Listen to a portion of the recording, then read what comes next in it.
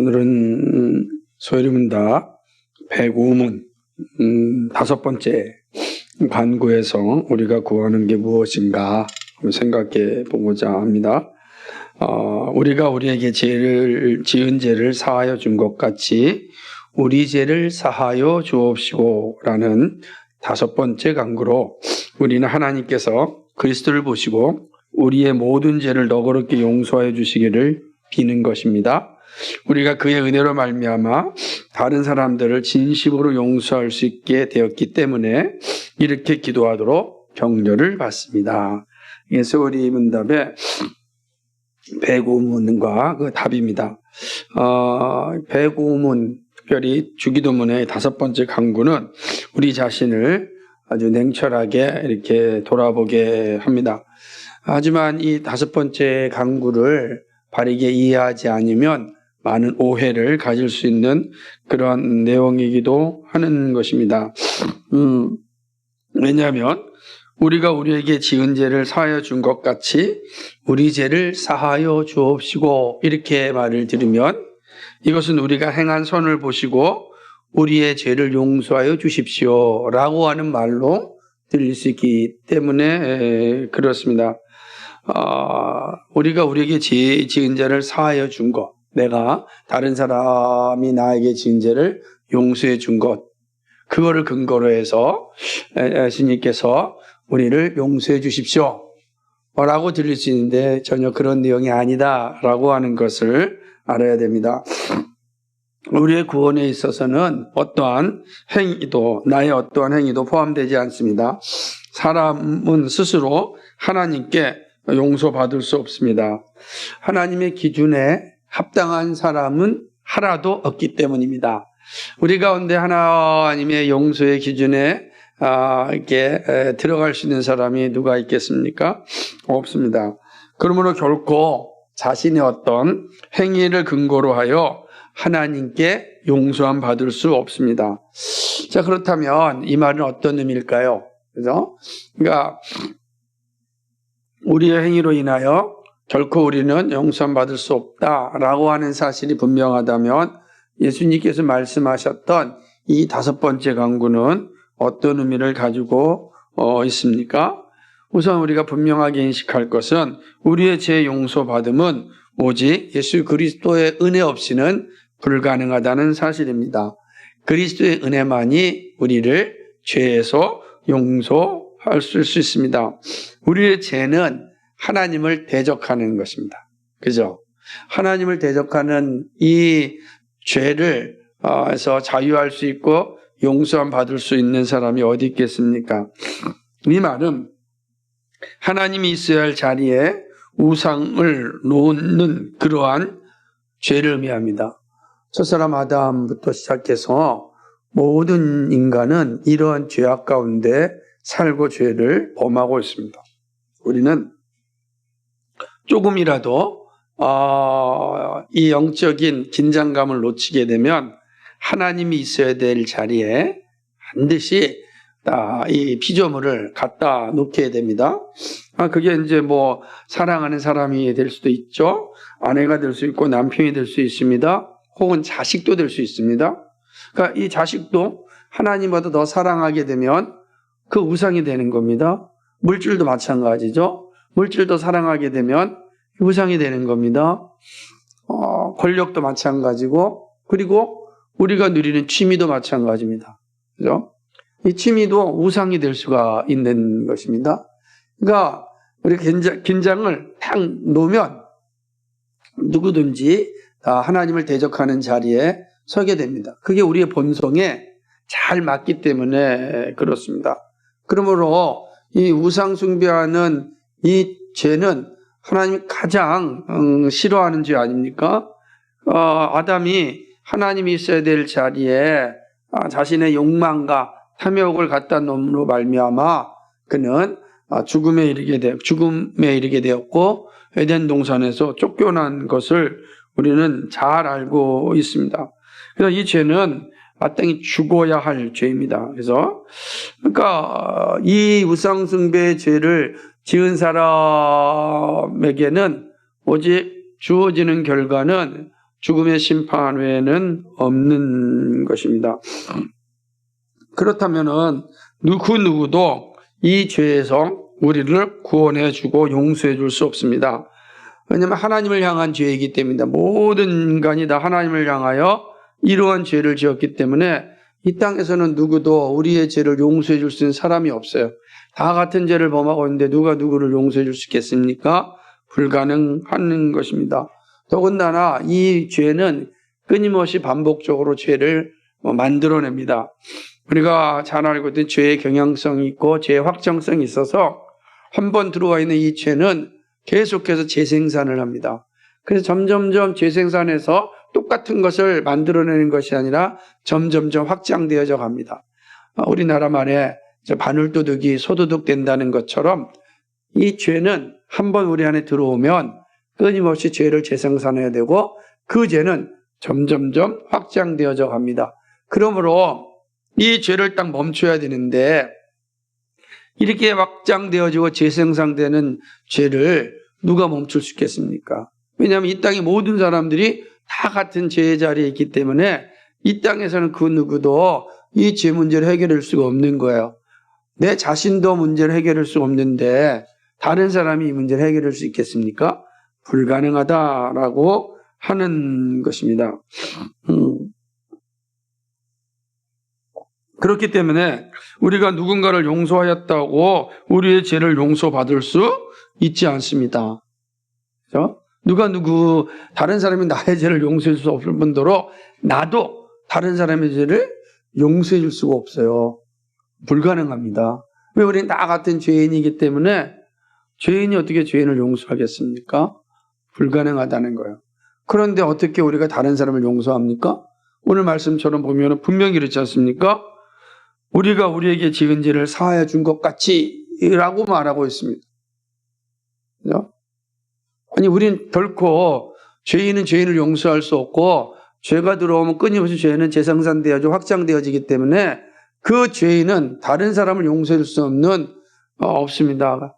그런데 오늘 기도 5번째 기도에 보면 우리가 우리에게 지은 죄를 사하여 준 것 같이 라고 말씀하고 있거든요.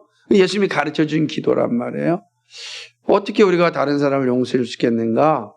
근데 우리의 힘으로는 불가능하다라고 하는 것입니다. 이것은 오직 예수 그리스도의 은혜만이 가능한 것입니다. 예수 그리스도의 은혜가 임하여서 그 은혜로 말미암아 죄 사함 받은 우리가 그 은혜로 말미암아 용서해 줄 수가 있다는 겁니다. 그러니까 우리의 은혜 받지 않는 자는 결코 용서의 자리에 갈 수가 없다라고 하는 것입니다.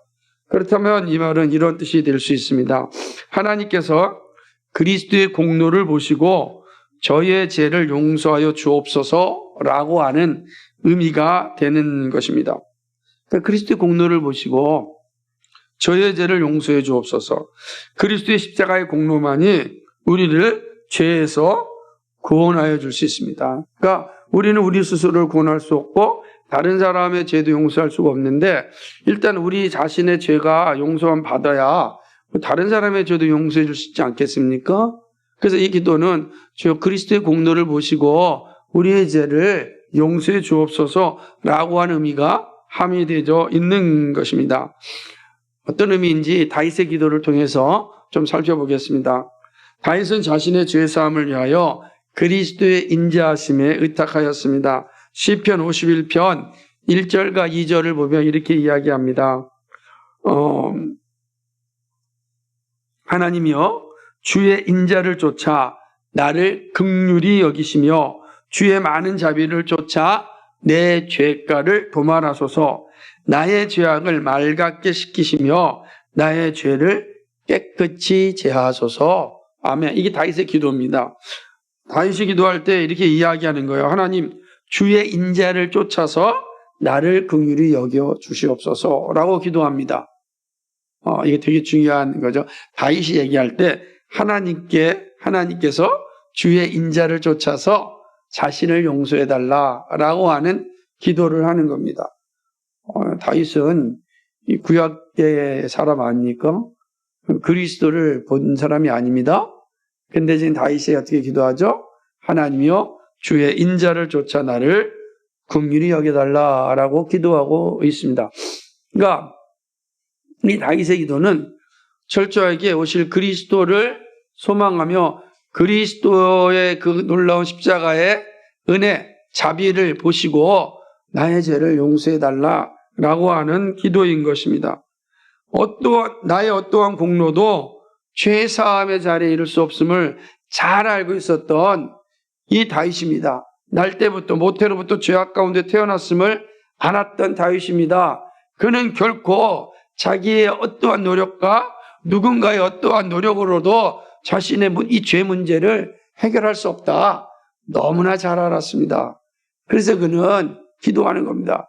주의 인자함을 보시고 주의 자비함을 보시고 내 죄를 용서하여 주옵소서라고 기도하고 있습니다.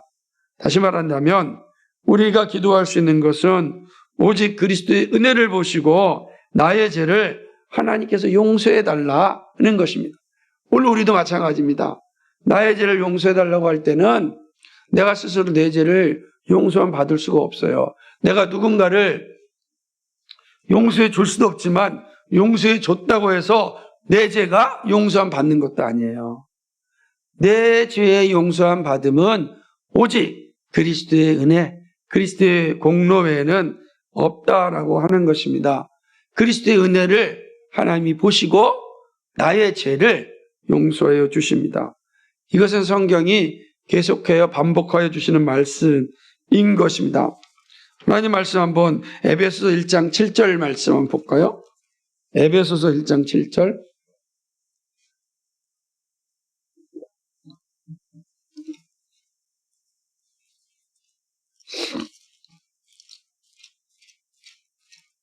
찾으셨습니까? 에베소 1장 7절 같이 한번 읽도록 하겠습니다. 우리는 그리스도 안에서 그의 은혜의 풍성함을 따라 그의 피로 말미암아 속량 곧 죄사함을 받았느니라. 아멘. 그죠? 우리가 여기서 기억해야 될 것이 뭡니까? 그의 피로 말미암아 우리가 죄사함을 받았다. 예수 그리스도의 피만이 우리를 죄에서 용서하여 주십니다. 다른 길이 없습니다. 오직 예수 그리스도의 피만이, 예수 그리스도의 은혜만이 우리를 죄에서 용서함 받게 되는 것이죠. 우리는 그리스도의 은혜가 없이는 결코 죄사함을 받을 수 없습니다. 하나님은 그리스도의 십자가를 보시고 우리의 죄를 용서하여 주십니다. 우리에게는 한 터럭만큼이라도 용서함 받을 수 있는 자리가 없습니다. 우리는 전적으로 타락하였기 때문입니다. 전적으로 타락한 인간은 아무 소망이 없어요. 어떤 소망도 없습니다. 그게 우리의 모습이에요. 이거를 인식해야 하는 것이 정말 중요합니다. 성경은 이렇게 이야기하는 거예요. 우리는 정말로 아무 소망이 없는 자다. 왜 그렇습니까? 전적으로 타락하였기 때문이다. 그래서 하나님을 바라볼 수도 없고 하나님 나라를 소망하지도 못하고 그냥 오직 이 땅에서 이 땅이 전부인 것인 양 살다가 영원한 지옥에 떨어진다. 이게 인간이에요. 이게 우리의 존재다라고 하는 것입니다. 이게 전적 타락입니다. 그러므로 전적으로 타락한 인간이 새 생명을 얻고 구원의 소망을 갖는 것은 불가능합니다. 여러분, 죽은 시신이 스스로 일어나는 거 보셨습니까? 없습니다. 절대 못 일어납니다. 그럼 끝입니다, 그냥. 그러니까 우리가 전적으로 타락했다라는 것은 바로 영적으로 죽은 자다라는 뜻입니다. 그러니까 우리는 어떤 영적인 선이나 의를 행할 수가 없습니다. 그게 타락한 인간의 모습입니다. 그러므로 영적인 선을 행하고 하나님 나라를 소망할 수 있는 것은 우리가 새 생명을 얻어야 되는 것입니다. 그런데 이 새 생명은 우리가 결코 만들어낼 수도 없고 얻어낼 수도 없습니다. 오직 이 새 생명은 하나님의 은혜로만 되어집니다. 무조건적인 하나님의 은혜가, 불강력적인 은혜가 우리를 죄에서 구원하십니다. 이 불가항력적인 은혜가 우리를 이 모든 죄로부터 구원하시는 것입니다. 이것이 바로 오늘 5번째 간구의 본뜻이라고 할 수가 있습니다. 그러므로 오직 하나님의 은혜만이 나를 죄로부터 구원하시고 그 죄로부터 구원한 내가 오직 다른 사람을 용서할 수 있다라고 하는 것입니다. 그렇다면 이러한 질문도 혹 던질 수 있습니다. 우리는 어떠한 선도 행할 필요가 없는가? 그죠? 우리의 선을 통하여서 우리의 죄 문제를 해결할 수가 없고 오직 하나님의 은혜만이 우리의 죄 문제를 해결할 수 있다라고 한다면 그럼 우리는 선을 행할 필요가 없습니까? 이렇게 질문할 수도 있는 것입니다. 또한 우리에게 죄 지은 사람을 우리가 용서하지 않아도 하나님께서 다 용서해 주십니까? 만약에 그렇다고 한다면 우리는 우리에게 죄 지은 자를 용서할 필요가 없지 않습니까? 여러분 어떻게 생각합니까? 예수님은 이 질문에 대하여 단호하게 아니라고 말씀하십니다. 예수님은 우리가 잘 알고 있는 말씀을 통하여서 이 사실을 알려주셨습니다. 마태복음 6장 14절과 15절 말씀에 보면 너희가 사람의 과실을 용서하면 너희 천부께서도 너희 과실을 용서하시려니와 너희가 사람의 과실을 용서하지 아니하면 너희 아버지께서도 너희 과실을 용서하지 아니하시리라. 이게 말씀하셨습니다. 그러니까 분명히 우리에게 말씀하시기를 이 죄에 대해서 용서함을 말씀하고 있는 겁니다. 너희가 사람의 과실을 용서하면 용서하라는 겁니다. 그죠? 용서하라고 말씀하고 있어요. 그러니까 분명한 사실은 용서하는 것입니다. 마가복음 11장 25절에서 서서 기도할 때에 아무에게나 혐의가 있거든 용서하라. 그리하여 하늘에 계신 너희 아버지도 너희 허물을 사하여 주시리라. 이렇게 말씀하였습니다. 분명히 용서하라. 앞에서는 또 우리가 어떤 누구도 용서할 수 없다. 왜? 우리 죄인이기 때문에 죄 문제를 해결할 수 있어야만 되는데 죄 문제를 해결할 수 없는 사람들은 누군가를 용서해 주는 것도 불가능하다. 먼저 우리가 죄로부터 해방을 얻어야 된다. 근데 그 해방 얻는 건 예수 그리스도의 오직 은혜다. 이렇게 말씀드렸습니다. 그런데 오늘 또 예수님이 말씀하시기를 너희가 용서하지 아니하면 너희도 용서를 받지 못한다. 이렇게 이야기하고 있는 것입니다. 자, 그렇다면 이 두 내용을 어떻게 하나로 만들 수 있겠습니까? 그죠? 충돌하는 것처럼 보이는 이 내용을 어떻게 이해할 수 있겠습니까? 예수님께서 말씀하신 내용은 이런 의미입니다. 그리스도의 은혜로 말미암아 구원함을 받은 우리들이 할 일이 있다. 그것은 바로 우리에게 죄 지은 자를 용서하여 주는 거다.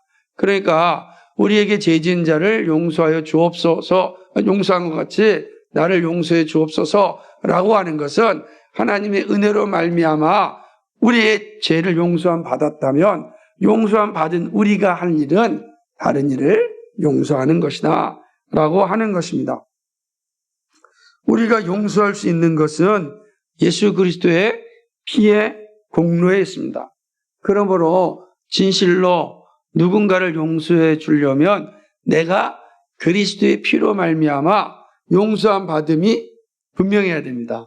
그러니까 그것이 분명한 사람들은 그 은혜로 말미암아 용서할 수가 있어요.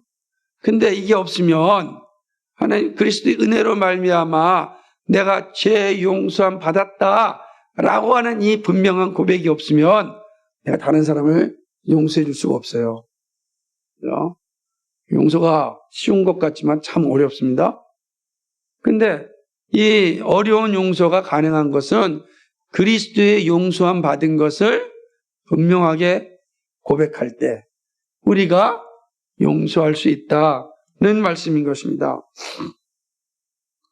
예수 그리스도의 피로 피해 공로로 죄사함을 받은 우리가 감당해야 할 것은 바로 서로 용서하는 일입니다.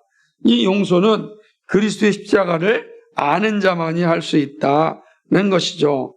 예수 그리스도의 십자가의 은혜가 우리 안에 박혀 있으면 그 십자가의 은혜가 용서의 자리로 우리를 인도해 준다는 겁니다.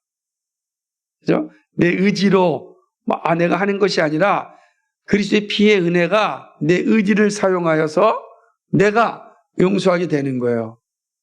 그러니까 내가 용서해도 실제로 그 용서할 수 있게 하신 것은 바로 그리스도의 은혜다라고 하는 겁니다.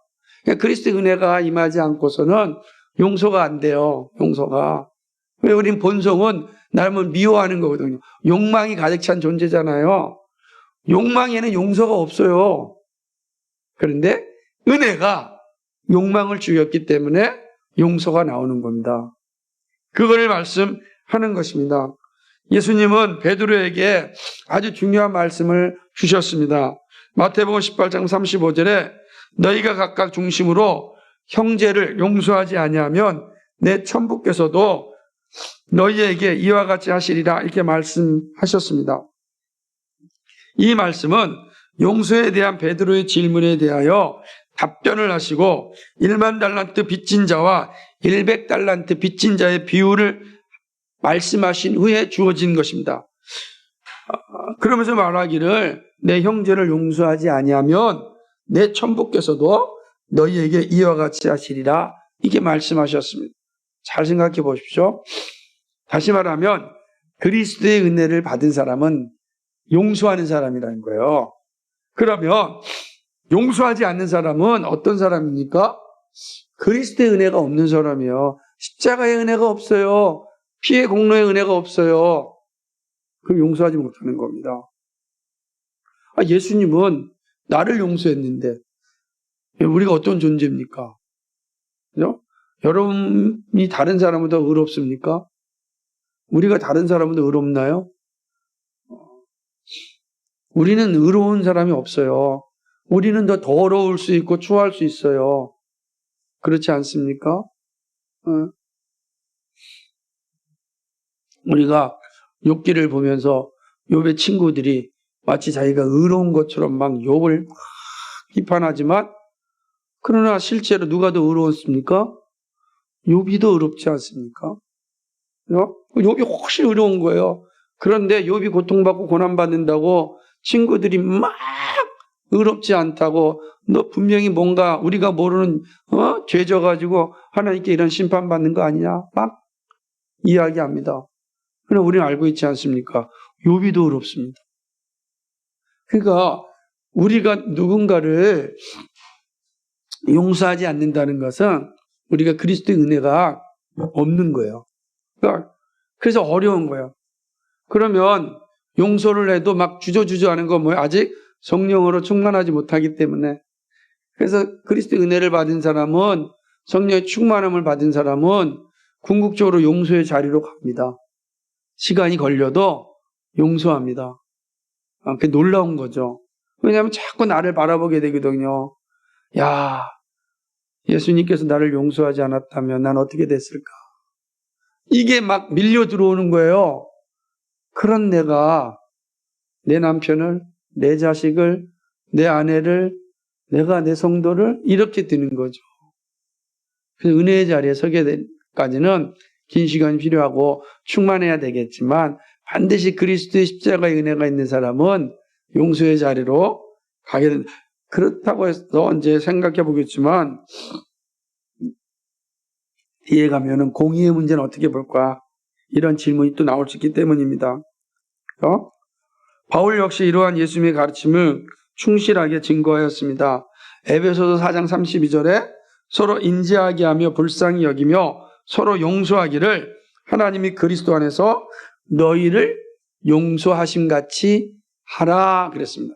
그러니까 용서는 내가 하는 게 아니라 그리스도 안에서 나를 용서한 그 사실의 은혜를 깨달은 사람이 용서할 수 있다는 겁니다.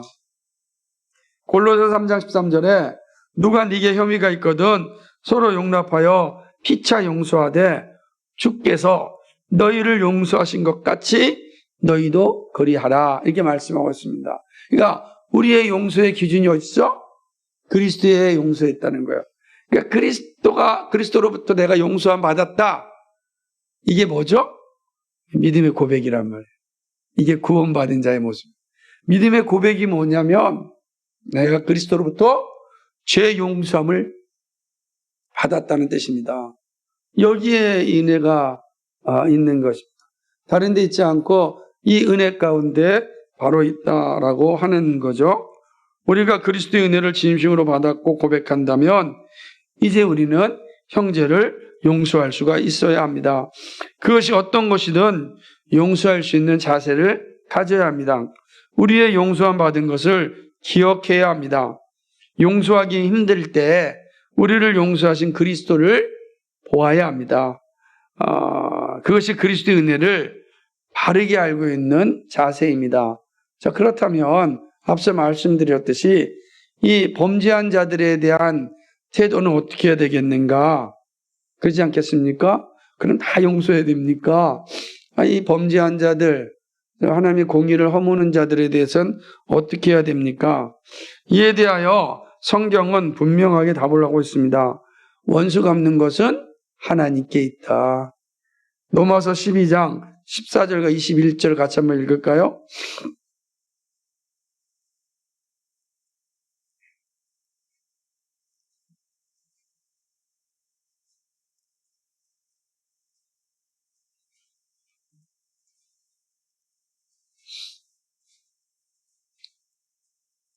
같이 읽겠습니다. 시작. 너희를 핍박하는 자를 축복하라. 축복하고 저주하지 말라. 즐거워하는 자들로 함께 즐거워하고 우는 자들로 함께 울라. 서로 마음을 같이하며 높은 데 마음을 두지 말고 도리어 낮은 데 처하며 스스로 지혜 있는 채 말고 아무에게도 악으로 악을 갚지 말고 모든 사람 앞에서 선한 일을 도모하라. 할 수 있거든 너희로서는 모든 사람으로 더불어 평화하라. 내 사랑하는 자들아 너희가 친히 원수를 갚지 말고 진노하심에 맡기라. 기록되었으되 원수 갚는 것이 내게 있으니 내가 갚으리라. 주께서 말씀하시니라. 네 원수가 줄이거든 먹이고 목마르거든 마시오라. 그리함으로 네가 숯불을 그 머리에 쌓아놓으라. 악에게 지지 말고 손으로 악을 이기라. 아멘. 바울 사도가 분명하게 말씀하는 것은 용서는 우리가 할 일이고 심판은 하나님이 하실 일이다는 것입니다. 그렇게 시편은 곳곳에서 의로우신 재판장에게 재판자신 하나님께 탄원하는 것입니다. 하나님, 저 죄인을 하나님께서 벌하여 주옵소서. 하나님께 탄원하는 거예요. 그리고 자기가 가서 벌하지 않습니다. 하나님께 맡기는 거야. 불의한 자들, 정직하지 못한 자들, 악인들을 향하여 우리는 하나님께 탄원합니다. 하나님, 저들을 심판하여 주옵소서. 우리가 가서 심판하면 안 됩니다. 그죠? 예를 들면 이런 겁니다. 법이 있는데 주먹이 더 가깝다고 주먹으로 해결하려고 하면 안 된다는 거예요. 법으로 해결하는 게 맞는 거예요. 이것이 우리에게 좀 비유이고 넓게 보면 악인에 대한 심판을 하나님이 반드시 이루십니다. 왜냐하면 그건 하나님의 공의 하나님이시기 때문에 그렇습니다. 그러니까 우리가 할 수 있는 일은 용서하고 축복하는 일입니다. 여러분 이 일이 쉽겠습니까? 결코 쉽지 않습니다. 그래서 이거는 믿음으로 감당해야 되는 겁니다. 이게 쉬운 거면 누구나 할 수 있죠. 쉽지 않습니다. 그래서 우리는 날마다 그리스도의 십자가 앞으로 가야만 하는 거예요. 믿음의 행위가 뭐냐? 날마다 그리스도의 십자가 앞으로 가서 무릎 꿇는 것입니다. 그리고 하나님의 그 은혜를 사모하고 하나님의 공의에 의탁하는 것입니다. 우리가 심판자가 되는 것이 아니라 오직 하나님께서 심판자가 되시고 우리는 화평을 전하는 자가 되어야 합니다. 이것이 우리가 감당할 일입니다. 그러면 다시 한번 5번째 강구를 한번 생각해 보십시오. 우리가 우리에게 지은 죄를 사하여 준 것 같이 우리 죄를 사하여 주옵시고 라고 하는 것. 그죠? 그것처럼 우리는 그 하나님께서 그리스도를 보시고 우리의 모든 죄를 너그럽게 용서하여 주시기를 비는 겁니다. 그러니까 우리는 오직 우리의 죄는 우리 스스로 용서받을 수 없고 용서할 수도 없으니 우리의 죄를 용서받을 수 있는 것은 오직 예수 그리스도의 은혜입니다. 하나님, 우리의 죄를 다 짊어지시고 십자가에서 죽으신 예수 그리스도를 보시고 우리를 용서하여 주옵소서. 그리고 우리가 정말 그리스도의 은혜로 말미암아 다른 사람을 용서할 수 있도록 도와주옵소서. 이게 이 5번째 강구의 내용인 겁니다. 그러니까 전적으로 그리스도께 의탁하고 의지하고 강구하는 겁니다. 여러분, 혹시라도 마음에 불편한 사람이 있고 어려운 사람이 있지 않습니까? 저라고 없겠습니까? 그러나 그때마다 우리가 이 말씀을 기억해야 됩니다. 주님, 저를 용서해 주시고 은혜를 베풀어 주셔서 하나님의 자녀 삼아 주셨습니다. 주님, 그 은혜로 말미암아 미워하는 사람을 미워하지 않도록 하나님 도와주옵소서. 그러나 죄에 대해서는 하나님께서 하시지 않습니까? 반드시 그 죄에 대해서는 심판하여 주옵소서. 이게 우리가 해야 될 기도의 내용입니다. 이런 분명한 믿음이 우리 가운데 바로 세워지기를 간절히 소망합니다. 거룩하신 하나님 아버지, 고맙고 감사를 드립니다.